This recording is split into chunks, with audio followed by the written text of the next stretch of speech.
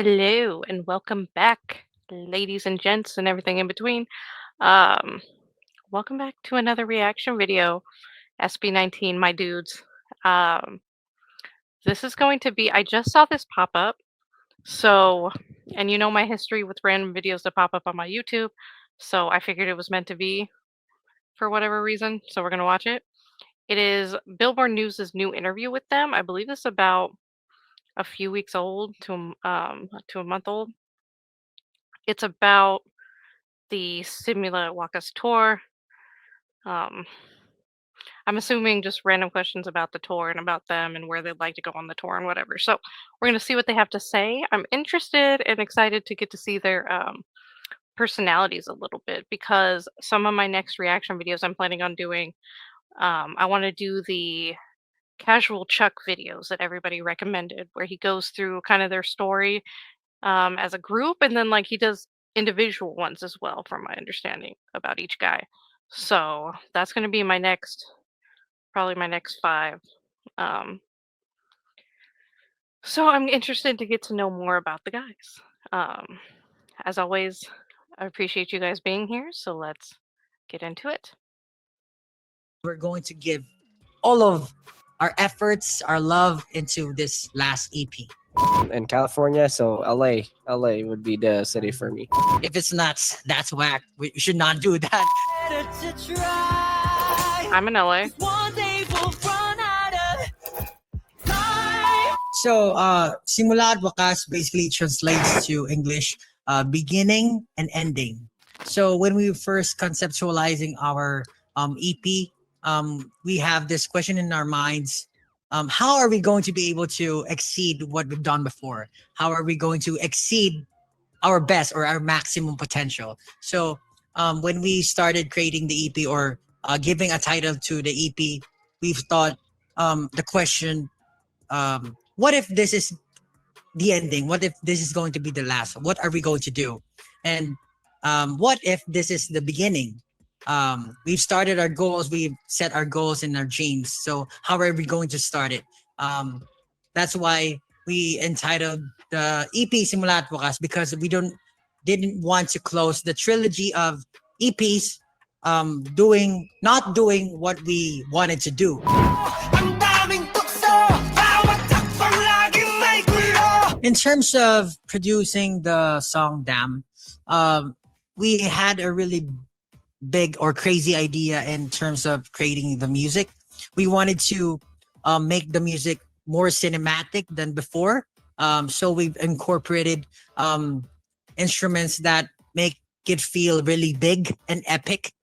And in terms of doing the vocals and adding layers to it, we really ensured that everyone will be able to highlight their, utmost ability. Like, for example, Stel has the highest vocal range amongst the group. So I really tried to, utilize his vocal range to the point that he'd go dizzy when he sang that part.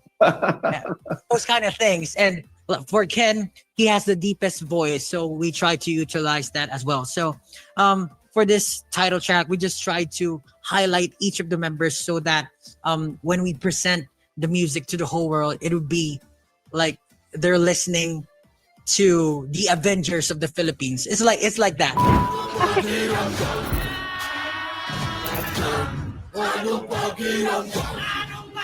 The music video for Damn, our title track, garnered how many millions in just a few hours. So it's the fastest music video, or the fastest garnering views for the music video that we have released. When we released it, the music video is very new for us. It is like a whole CGI music video.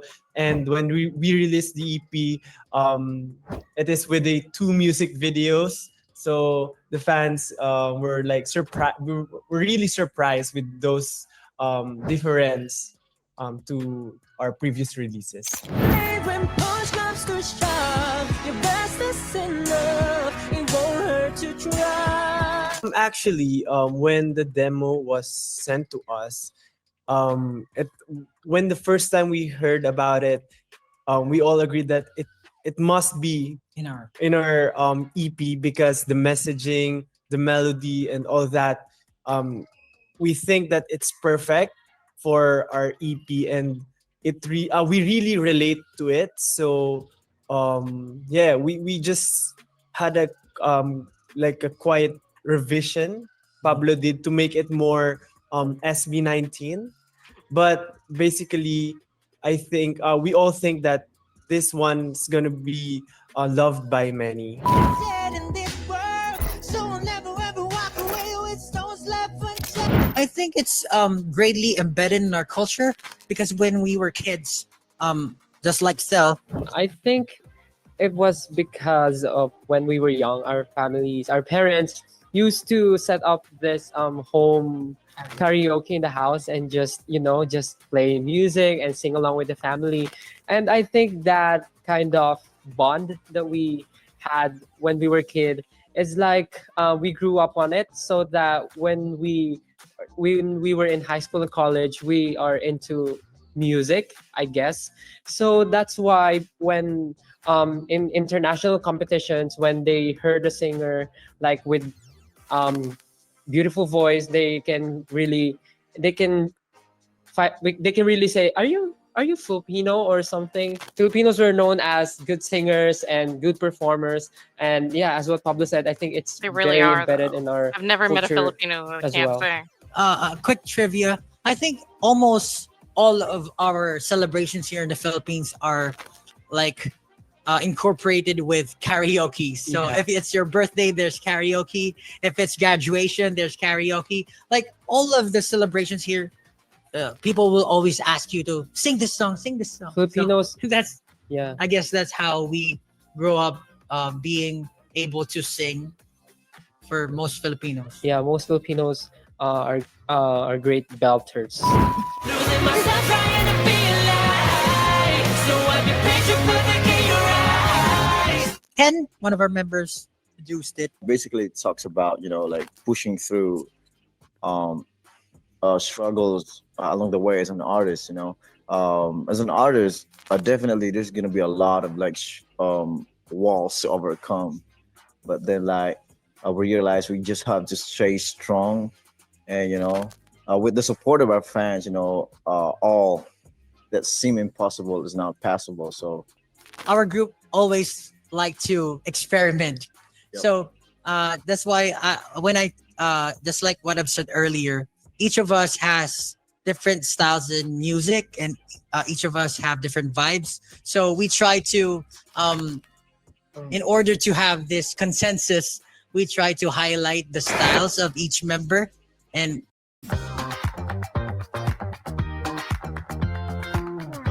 And we try different genres so that each member could, explore.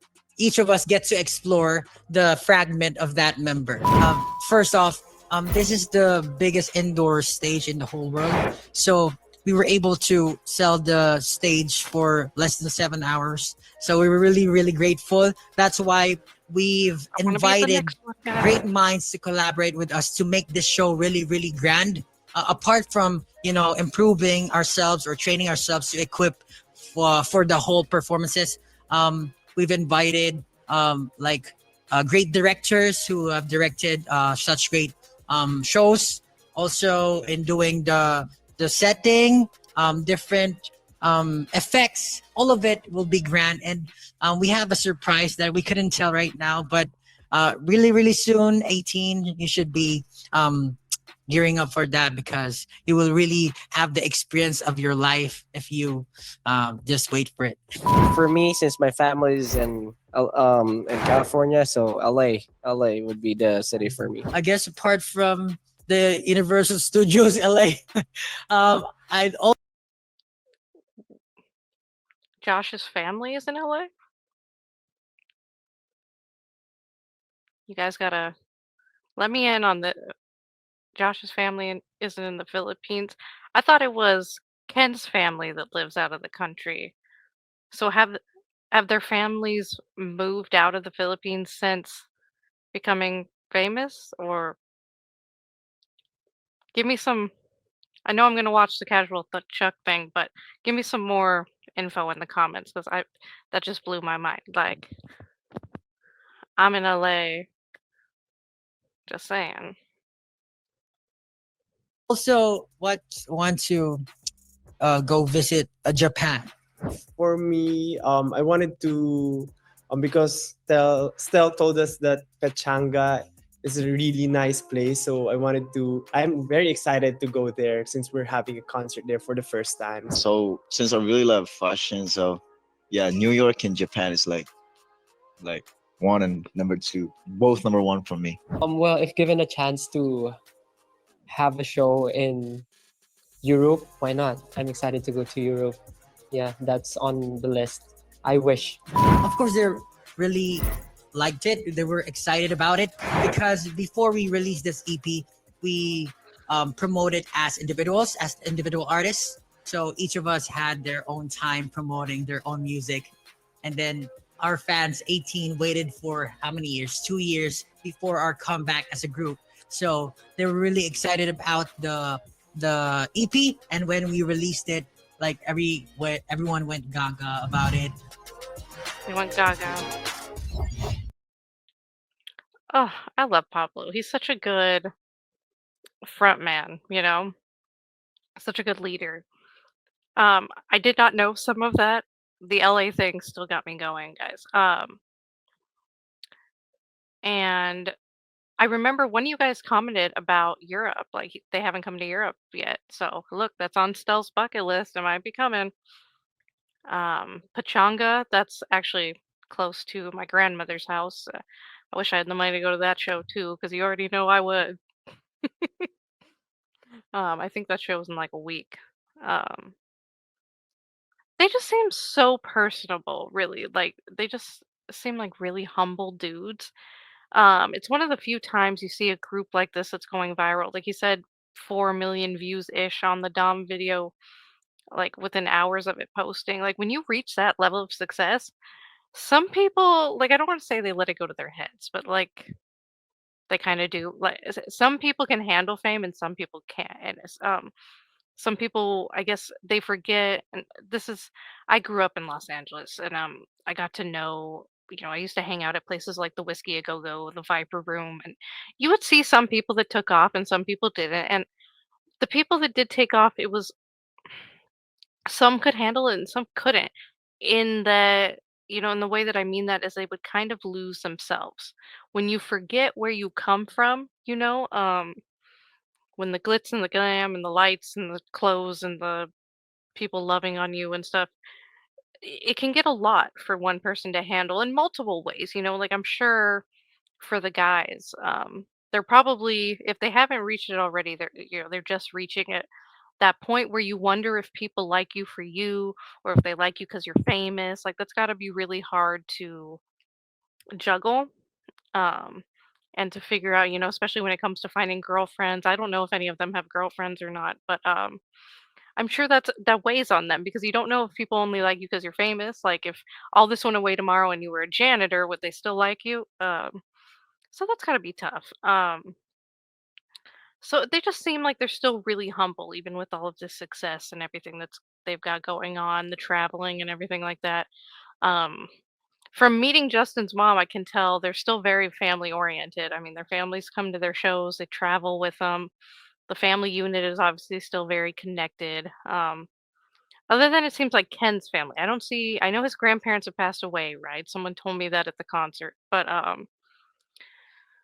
I don't know where his parents are, but I know his mom was the only one that wasn't in the Dunka music video. Um, so I'm not sure where exactly they are. So, but I'm sure he has support from other family members, siblings, or something, right? But yeah, they seem like they're really keeping it together. And then the fact that the band is able to each have their solo projects and then still come back and release this amazing album and do a whole world tour and everything. And maybe I need to on a dive down the solo albums too. There's so much SB19 comment. We're gonna be here for a while, guys. So I hope you don't get bored of me. Um, but yeah, So I think next I'm going to do the casual Chuck series, and then we'll jump back into music videos, if that's cool with you guys. But let me know. Um, don't forget to vote on my poll that I got posted on my page, and like, share, and subscribe. I'm trying to hit that 1,000 goal first, and then maybe we'll be crazy and go to 1,500. I don't know, and maybe one day I'll get that little silver YouTube plaque, but that's way in the future. For now, I just want to appreciate you guys and tell you how much I love and adore you because you have changed my life in the last couple weeks with your amazing comments and good vibes and everything else. And you've been so supportive and awesome. So, yeah, I hope you guys have a wonderful rest of your day, night, week, whatever you're watching this. Much love, and I will see you in the next one.